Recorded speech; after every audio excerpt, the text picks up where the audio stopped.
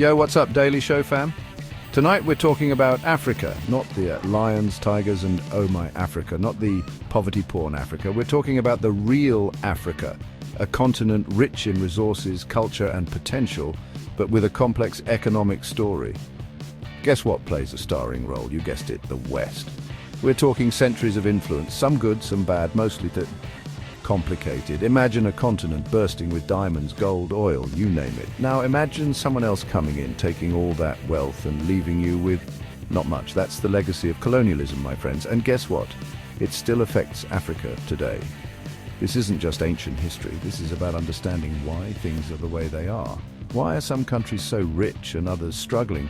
Is it just bad luck, or is there something else going on? Spoiler alert, it's usually the latter. So buckle up, because we're about to break down how Western superpowers shaped Africa's economy from colonial times to right now. It's going to be a bumpy ride.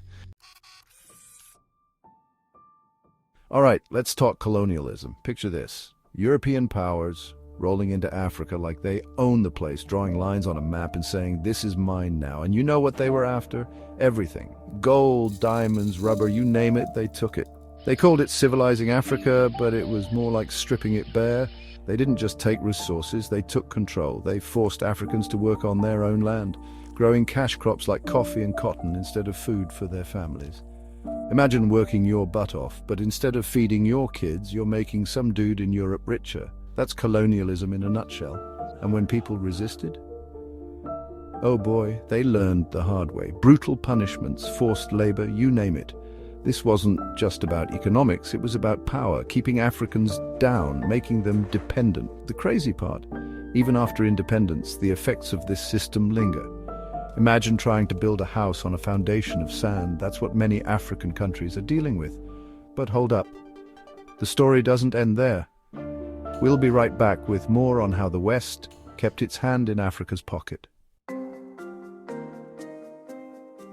So, colonialism ends, right? African countries get their independence, freedom at last. Well, not quite. See, gaining independence on paper doesn't magically erase centuries of exploitation. These newly independent nations were starting from scratch, with empty coffers and a whole lot of catching up to do. Enter the West, stage left with a big old smile and a helping hand that also happened to be holding a loan agreement. We'll help you develop, they said, just sign here. And sign they did, because what else were they going to do? But these loans came with strings attached, my friends, lots and lots of strings. These loans weren't about building schools or hospitals. They were about propping up Western-backed industries, buying Western goods and keeping those economies humming. It was like getting a friend to help you move, but they only take you to their cousin's storage unit and charge you rent. And so began the vicious cycle of debt dependency. African nations, already struggling, found themselves buried under mountains of debt, forced to prioritize repayments over investing in their own people.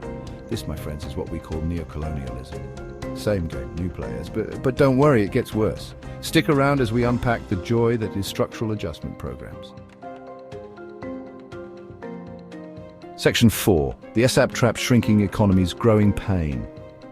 All right, so we've got African countries drowning in debt. What's the solution? According to the West, it was time for some tough love in the form of structural adjustment programs, or SAPs.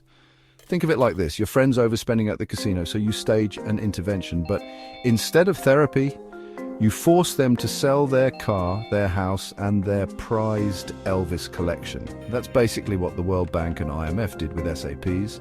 They said, we'll give you some more loans, but only if you drastically cut spending, privatize your industries, and open your markets to foreign competition. Sounds reasonable, right? Except, imagine a farmer who's forced to sell his land to a multinational corporation, or a government that can no longer afford basic healthcare or education. That's SAPs in action. These programs led to massive unemployment, social unrest, and a decline in living standards for millions. It was like trying to cure a headache with a sledgehammer. The intention might have been good, debatable, but the execution, a disaster. But hey, at least Western corporations got to swoop in and buy up all those newly privatized industries on the cheap, right? Section 5. Unequal partners, trade not aid, but on whose terms? Fast forward to today and you'll hear a lot of talk about trade, not aid.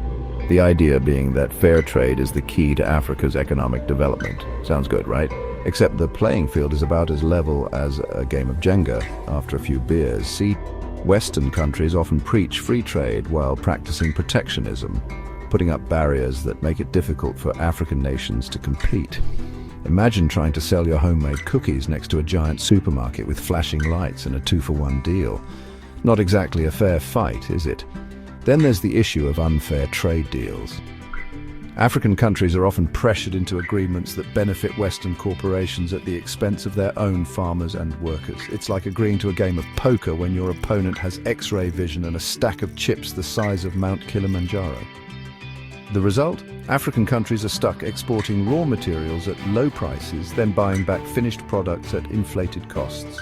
It's a system that keeps them trapped in a cycle of dependency. So yeah, trade might be the answer, but only if it's fair trade. Otherwise, it's just another word for exploitation.